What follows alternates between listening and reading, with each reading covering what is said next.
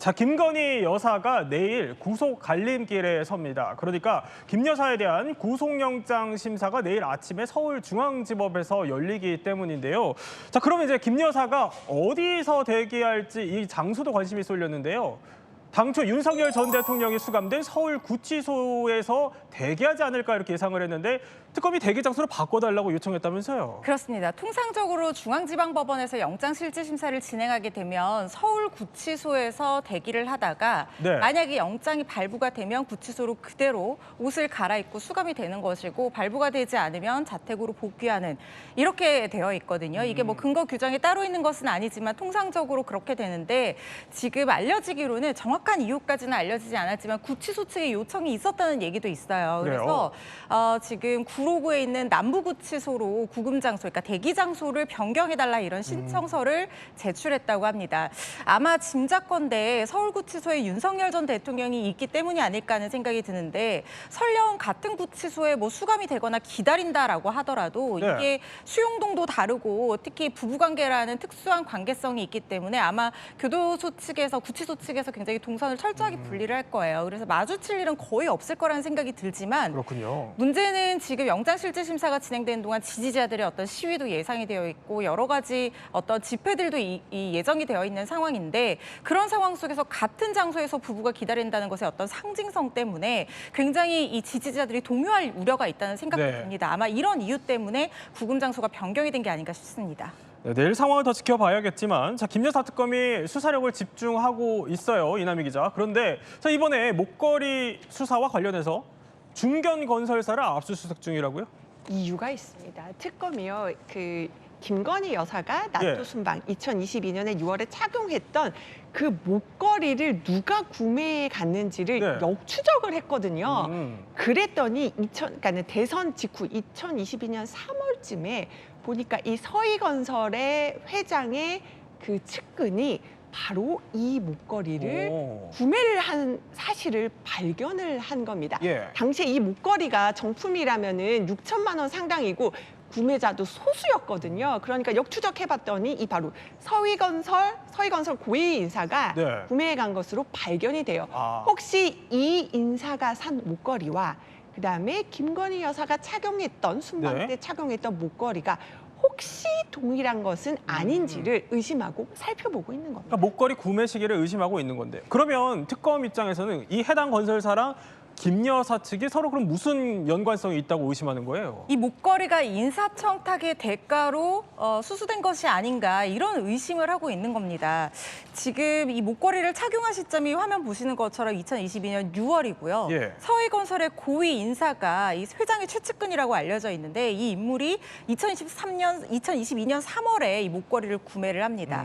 그런데 그 사이에 무슨 일이 있었냐면 순방 바로 직전에 서희건설 회장의 사위인 박성근 전 검사가 당시 국무총리였던 한덕수 총리 비서실장에 임명이 됐다는 거예요. 네. 그리고 그 문제의 목걸이를 해외 순방에 김건희 여사가 착용을 하고 나온 겁니다.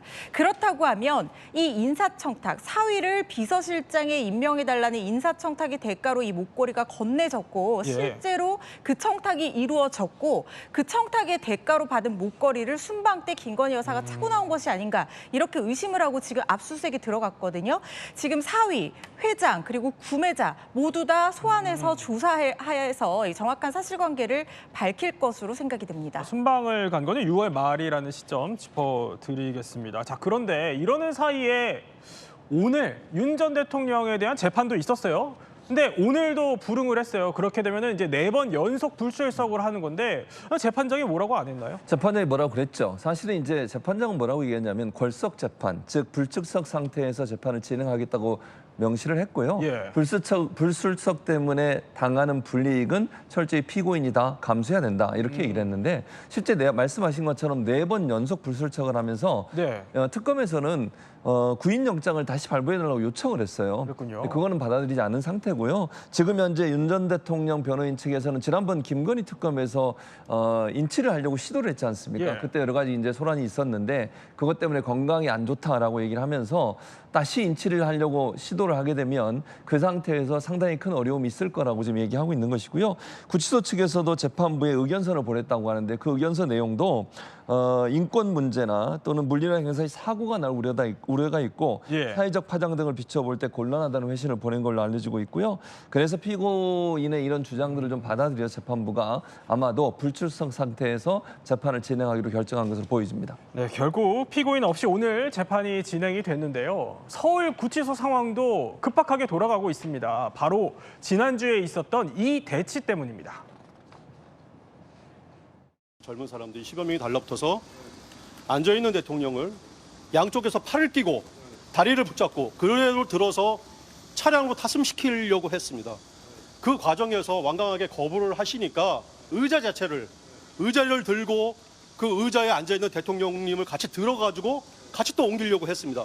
그 과정에서 의자가 뒤로 확 빼졌고 바닥에 떨어지는 그런 사태까지 발생을 했습니다. 팔을 너무나 세게 잡아당겨가지고 팔이 빠질 것 같다고 좀 제발 좀 놔달라고 부탁을 해서 겨우. 변호인단은 지난번 집행과 오늘 있었던 불법 집행에 대해서 CCTV와 바디캠에 대한 정보 공개 청구를 해둔 상태입니다. 자, 그래서요. 오늘 민주당 의원들이요. 윤 전 대통령이 수감된 서울 구치소로 몰려갔습니다. 윤 전 대통령이 특검의 영장 집행을 거부했던 상황에 불법 과정을 확인하겠다면서 CCTV와 바디캠 영상을 보여달라 이렇게 요구한 겁니다. 그러면 구치소 반응은 어땠을까요?